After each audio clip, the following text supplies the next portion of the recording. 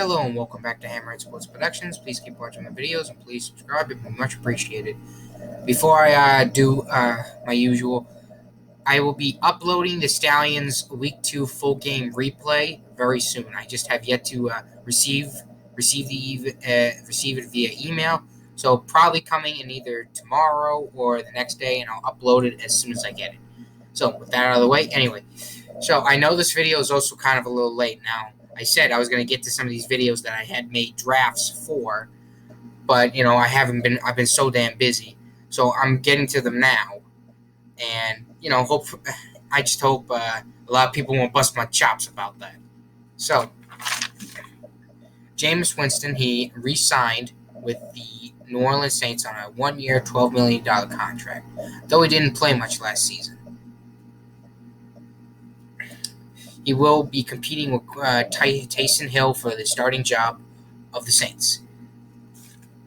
Now, before I get into all that other stuff, there was video footage of Breeze saying to Jameis in the playoff game against. A lot of people probably saw it, but in case you didn't see it, it was everyone read the lips of Breeze saying, "This is your team now," to Jameis Winston. A lot of people took that as, okay, Jameis will be the starter next season, and Taysom will stay as what he's been, as a Swiss Army knife. Jeez, I have not been able to speak right today. But recent reports, since this is like a very old draft and a lot of new, it looks like Taysom might be, but they have yet to start to announce the starting quarterback for Week 1. Now, I mean, there's not a lot that needs to be said about Jameis Winston. So I'm not even going to mention you-know-what. But I'm just going to say everything else. So in his time with Tampa Bay, after being the first overall pick, he went 28-42 as a starter. He had one winning season, and that was his second year, 2016, where he went 9-7, 60% completion percentage, and 28 touchdowns and 18 interceptions. And then he had a big regression. Then there was that whole freaking debacle. And I mean, just you know what? There's no one season where he didn't have a debacle. Every single freaking season was a debacle. Now I will say about the 30-30 cities. Set the Edge did a really, really good video about that. I'll leave the link to that in the description. But he did a really good video. Or I'll leave it at the end, whatever.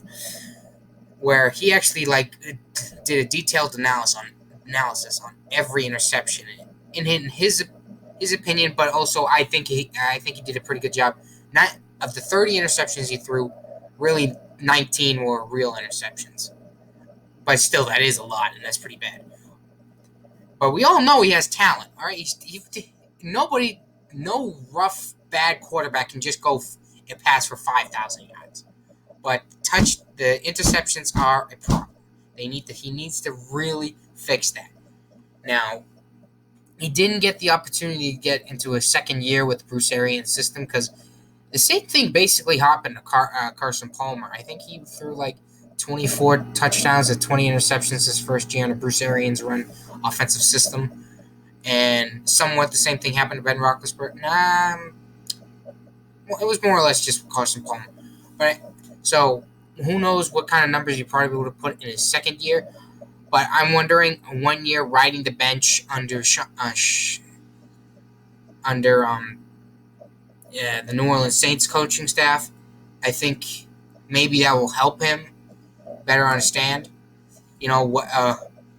and help his decision making. Now, I mean, Sean Payton, the last few years has shown that he can revitalize some quarterbacks. He revitalized Teddy Bridgewater. Last 2 years, Teddy has put on a really good show. Well, actually, not 2 years. The year before, because on my mind, between the years of 2019 and 2021, they all all three of these years just blur together. So the year that he went 5-0, it showed that he can win that he can help reclamation projects. I cannot speak right today. But I think I think with the 1 year riding the bench, learning from Breeze, learning from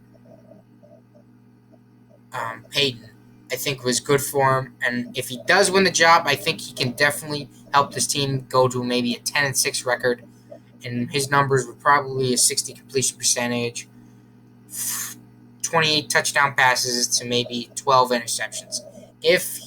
But that's if he wins the job. If he loses the job, he probably might demand a trade mid-season. Like if he doesn't win the job, he might want the hell out of there. But maybe if he stays there and Taysom doesn't do well, then they'll put him in because there's no other real quarterbacks on there. And Jameis has a leg up on Tyson in terms of starting experience, since Tyson only this year started the first NFL games. He played well, but not the greatest. So Jameis definitely has that leg up on him, and he has talent, but he's like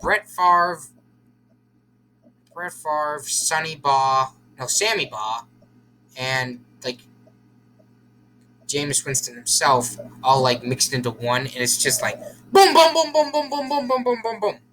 Like you need to boom, boom, like really get it together. So that's my thoughts. Now please subscribe. Hope you enjoyed the video. See you next time.